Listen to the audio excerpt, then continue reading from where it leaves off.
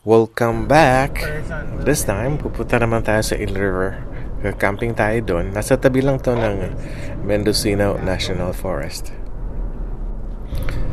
From the Bay Area, mga ano lang to. This is about 2 to 3 hours drive to get to the trailhead. Tapos yung trailhead naman maiksi lang. Siguro mga 2-3 miles lang to get to the campsite. So, papagas muna tayo dito at kukuha ng konting mga snacks.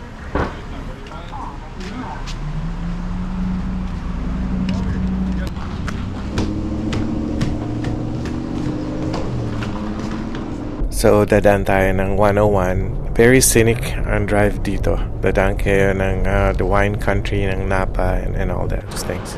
One more stop sa maliit na grocery store to get a little bit more supplies before we head to the trail. Siyempre, kailangan ng konting air down since dadaan tayo na medyo rough na area. Lalagay lang to sa mga, I think, nilalagay ko lang to sa 20 PSI.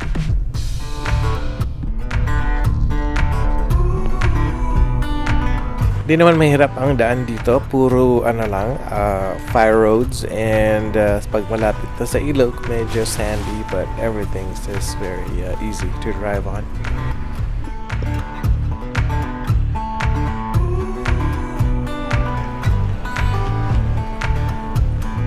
Yung mga side mirror sasabit. Dito may malaking bato sa gitna ng daan na iilagan para dagdag excitement.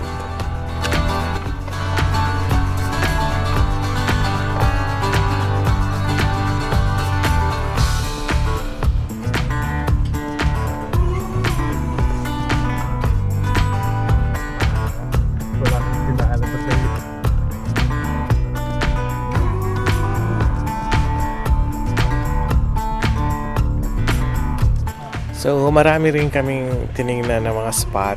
Kaya lang may mga tao lang nandoon hanggang sa nakuha namin yung spot na where we camp. So.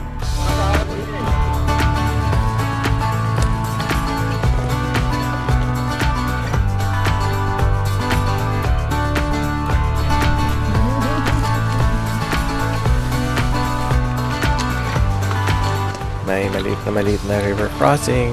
Again, para exciting yung daanan.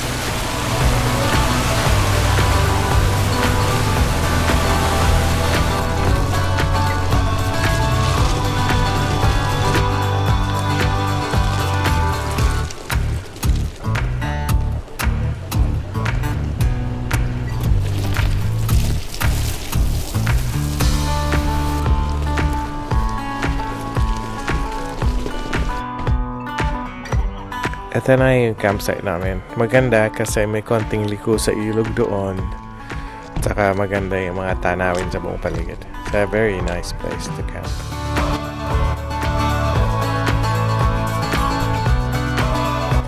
Ito na yung pwesto ko. Doon lang sa isang sulok. At saka maganda talaga ang tanawin dito.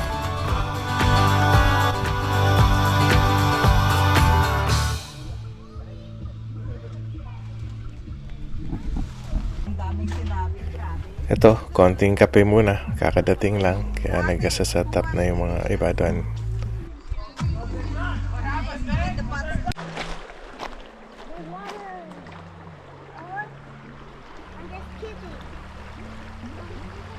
Yung tubig dito talagang malinaw at medyo malamig. Hindi gaano malamig, pero malamig.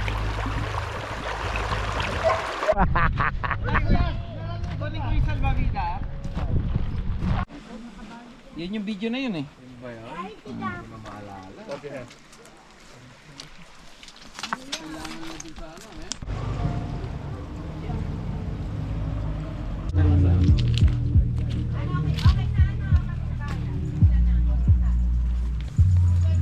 Tapos meron din ibang pamilyang dumaan nag-swimming doon sa malapit-lapit sa sasakyan namin.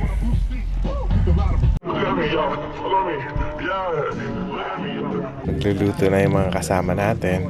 May ihaw-ihaw na isda, saka Brazilian style na beef.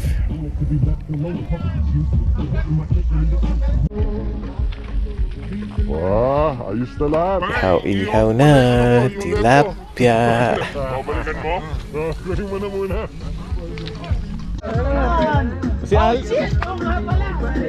Tapos meron tayong seafood boil for the night.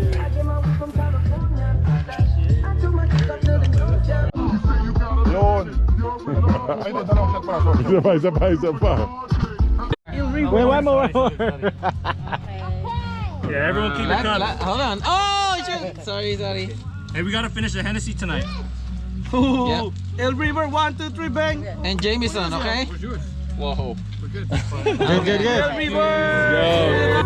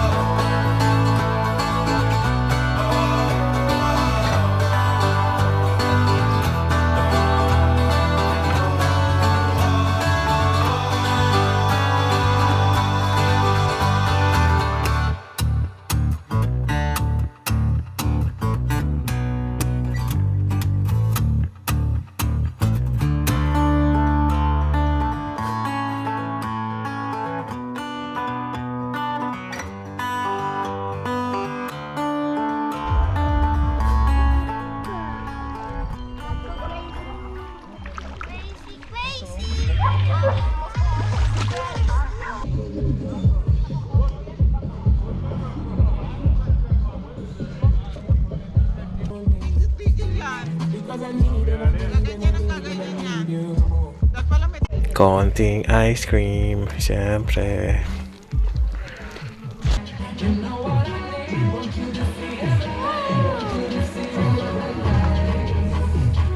Ito, swimming time na matapos kumain. Log, medyo mabilis din yung tubig. Pwede ka magpaanod-anod lang tapos lakad ka na lang pabalik.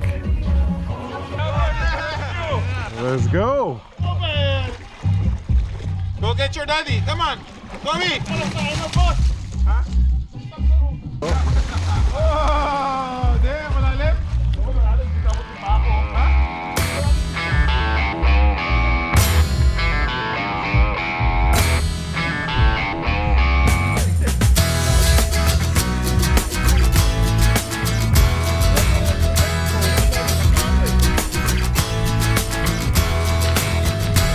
Eto, sinamahan ako ng German Shepherd para lang mag-explore dito sa tubig sa may ilog. Don't go far. Come on. Doggy, come back.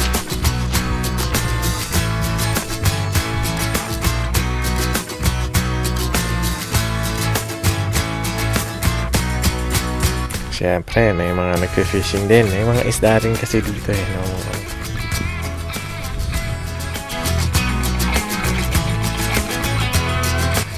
Malumot yung tubig pero malinaw. Saka may isda daw dito silang nakikita. So,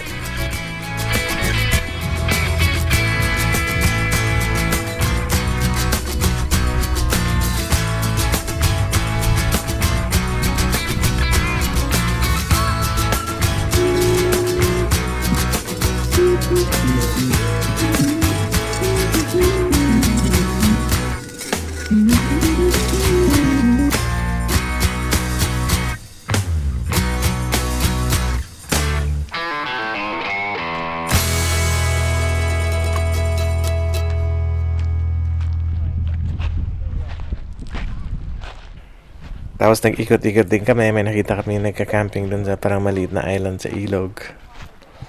Eh, magagabi na. Siyempre, konting beer.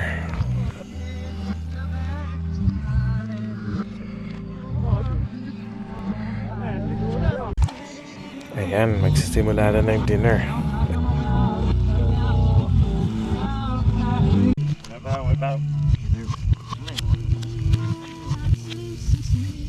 Ito yung Brazilian steak na ginagawa nila. Sarap yan.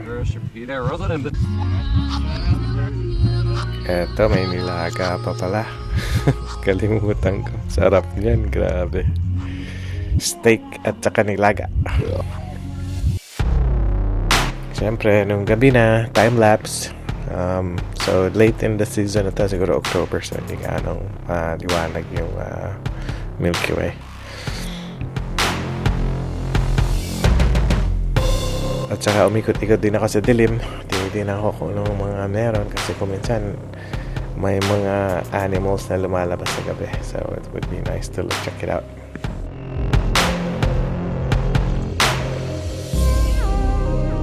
May mga nakita kong paniki. At saka may mga isda din na gusto lumabas.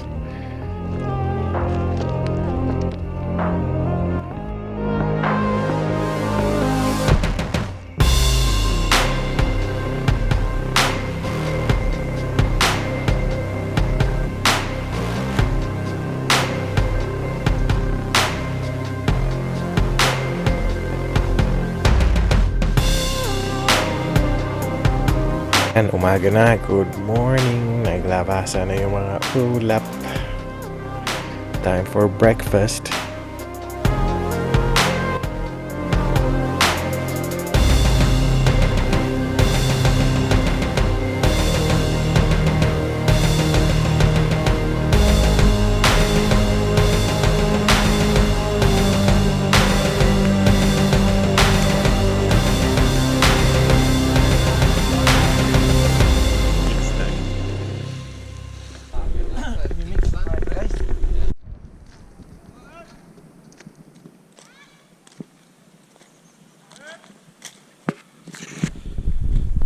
Ito, time-lapse, pack up na kami after breakfast.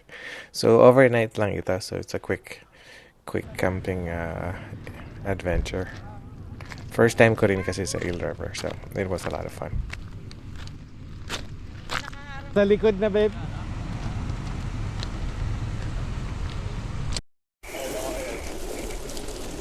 Nung lumabas kami, may mga ibang campers na rin na nagstay doon sa dinaanan namin nung pagpunta namin dito.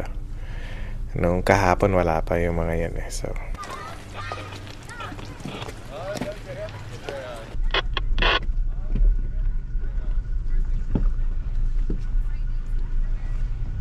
ito, daan ulit sa ilog. Tatawid para makauwi. Dapat tumaan ka sa left side dito.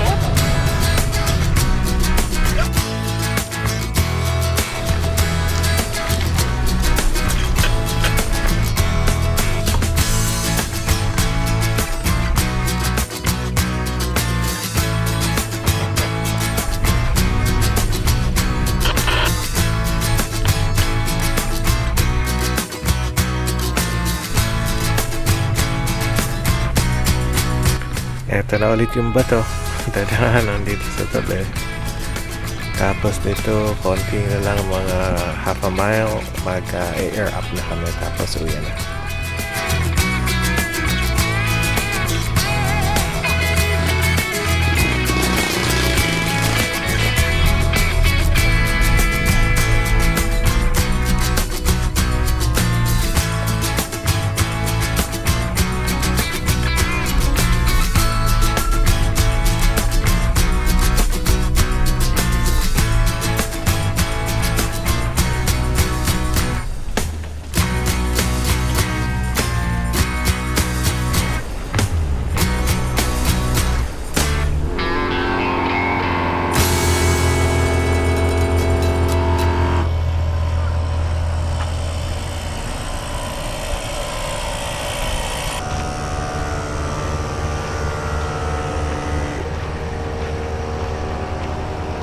Okay, hanggang sa susunod.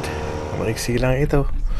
So hanggang sa susunod, may nakaabang na akong trip videos for Utah. Medyo mabagal lang tayo mag-edit.